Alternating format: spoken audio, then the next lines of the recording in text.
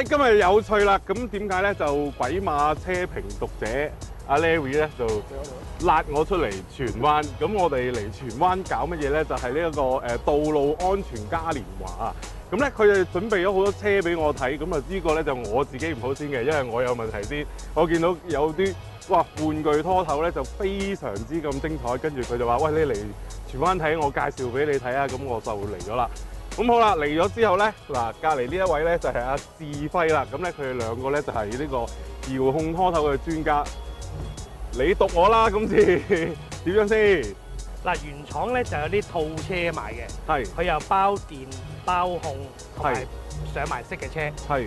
咁如果你唔中意佢原裝嗰隻色咧，你就可以買一架白件車。係。白件車咧就可以因應你嘅喜好啦，你中意噴咩色就可以，好似咁樣噴，中意藍色嘅噴藍色，噴橙色嘅橙色。係。佢又有幾款選擇啦，有 Benz， 係，有 Scania， 係，仲有富豪啊，同埋啲美國款嘅。係。仲有隻 Man。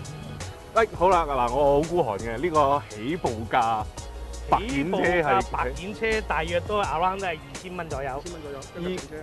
喐得㗎啦，淨車唔係喐得，未喐得啊！你買埋套控，啲控咧就有平有貴，睇下你任君選擇啦。係。咁你要買平控又有，你買貴控又有。貴控你譬如千零蚊，基本上都已經夠玩㗎啦。係。你如果你話好高級咧，你可以去到萬幾蚊都有嘅控。係。嗱，我哋講翻個起步價先，2000幾蚊買架車，摩打嗰啲有未㗎？摩打有賣㗎啦，摩打有嘅，咁只不過係2000幾蚊，跟住再買個遙控器，係啦，個遙控器就有平有貴，可能1000零蚊，係啦，咁即係3000零蚊喐得啦，都未必，得3000零蚊都未喐得，你仲有電啊嘛？我買車唔包電㗎，你要買電、買叉機，係啦，買電子變速，係，買個 servo 視伏。係控制佢嘅轉向，係同埋買多一個負責控制佢個轉波。係，唔怪之你咁毒啦，叫我落嚟。咁幾錢啊？究竟起步價都未得喎。大約5000零蚊都得㗎啦。5000零蚊喐得車啦。基本上都5000零蚊得㗎啦。係，快慢咧，其實係咪拖頭唔會玩快慢㗎？拖頭咧玩重型嘅。係。其實拖頭原裝翻嚟咧，係佢入邊有個波箱。係。可以玩1波、2波同3波。係。基本上你平時睇片咧，有時話有個小朋友坐喺個拖架上面，跟住個爸爸就喺度拖住個小朋友周圍走，係1波都已經夠力㗎啦。哦，係啊。係啊。使唔使改摩打先？唔使改嘅。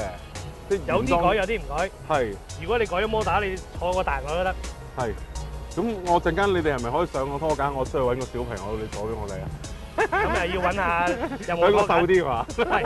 呢架 Benz 拖頭咧，加咗好多嘅細節位，例如頂呢個巴，係呢組燈，係米芝蓮公仔，係呢個喇叭仔，工程燈，前邊咧就有條頭唇，原本冇嘅呢條原本冇嘅加嘅。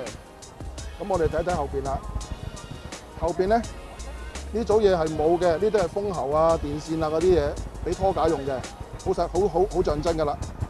呢個屋仔扣咧，原本就係冇嘅，冇咁細緻，冇咁靚嘅，做到好靚㗎啦，仿真㗎啦，仿真氣袋啦，其實就唔喐得嘅。咁啊呢啲板，金屬板、磨盤，呢啲都係原裝，原本唔係咁嘅，冇嘅。呢個磨盤就係全個金屬，因為原本跟車嗰個咧就係塑膠嘅，而家呢個全金屬嘅，象真嘅，喐得嘅。本身我就喺呢間公司做嘅，我都係揸巴士嘅，係啦。咁呢架平時就我揸開嗰架嚟。真係啊？係啦。咁犀利？所以就特登做呢架。佢哋話係冇巴士賣嘅喎，係咪啊？遙控車？而家就有啲係量產嘅，但係就我呢架就全部係人手做嘅，因為而家量產嗰啲好多都係譬如用 3D print 啊嗰啲去做嘅。係。咁就呢架就除咗啲凳係用 CNC 去界之外咧，就全車都冇用過 3D print 嘅。係。係啦。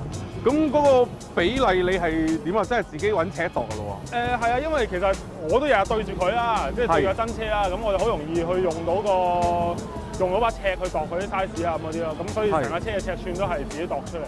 係。咁成架巴士砌出嚟個過程最困難嘅地方喺邊一度咧？最困難其實係車頭呢個玻璃啦，因為呢個玻璃咧其實一嚟你見到佢係彎嘅啦，即係咁樣垂直彎啦。垂直彎之餘佢仲要係兩邊左右都彎嘅，咁就變咗即係基本上都係一個圓形嚟嘅。咁所以如果係用普通膠片做咧，就好難做到即係咁樣圓法嘅。咁所以我用嘅方法就係先揾咗嚿木先，就鬥咗一個咁樣嘅形嘅帽，跟住之後將個膠片放上去，再用熱風槍吹到佢變咗一個咁嘅形。有冇失敗過？失敗咗好多塊。係啦。咁啊，最好係呢一塊啦。係啊，呢一塊玻璃算係最難做㗎啦。咁啊，除此之外就係啲凳啦，即係啲凳77張，77張嘅凳都係一模一樣嘅。係。咁所以我之前有諗過係用倒模嘅方法去做，咁但係倒模咧，一嚟就要等佢乾都要啲時間，二嚟就係倒模出嚟嗰個質素好參差。咁最後就經佢哋介紹啊，識咗華哥，咁啊華哥就幫我用，我畫張圖之後，華哥就幫我用 CNC 去界咗77張一樣嘅凳出嚟。阿 Tim 啊，個個都話咧，如果影車一定要影你呢一架喎，因為點解咧？吹雞都唔夠你支雞勁喎。其實唔係嘅，仲有個高人陣間會再嚟埋嘅。係，佢係個人好高定係技術好高先？技術好高嘅，技術好高，係啊，技術好高嘅。可唔可以介紹下你支吊雞啊？基本上除咗嗰個板控去控制有少少出入之外，基本上個操作係一樣嘅。係，即係架車都係一定要落咗支撐先，咁先至可以開始吊嘢。冇錯。嚇，喂，唔好講咁多啦，可唔可以示範下支雞啊？好啊，好啊，好啊，好啊。咁我呢支吊雞有冇話可以吊幾重嘅嘢，定係點樣嘅咧？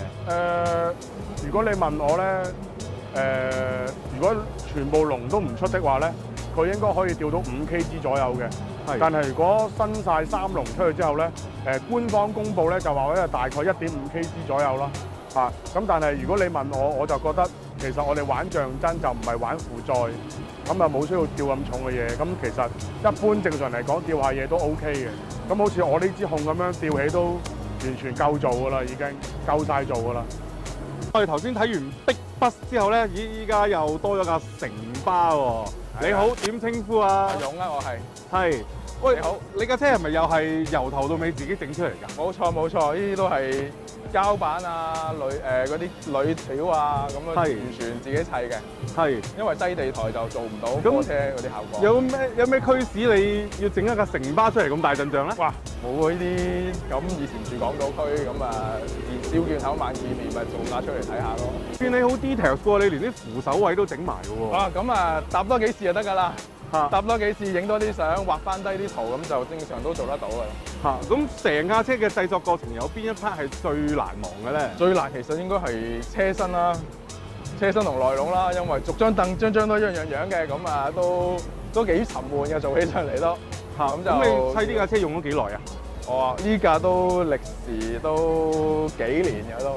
因為慢慢做，係啊，即係咁要工作噶嘛，咁啊慢慢做咯，每日可能抽幾個鐘做㗎咋，咁啊慢慢嚟啦呢啲嘢。咁咪好手痕，幾年都冇得玩咯。咁冇辦法啊，呢啲咁慢工出細貨啊嘛。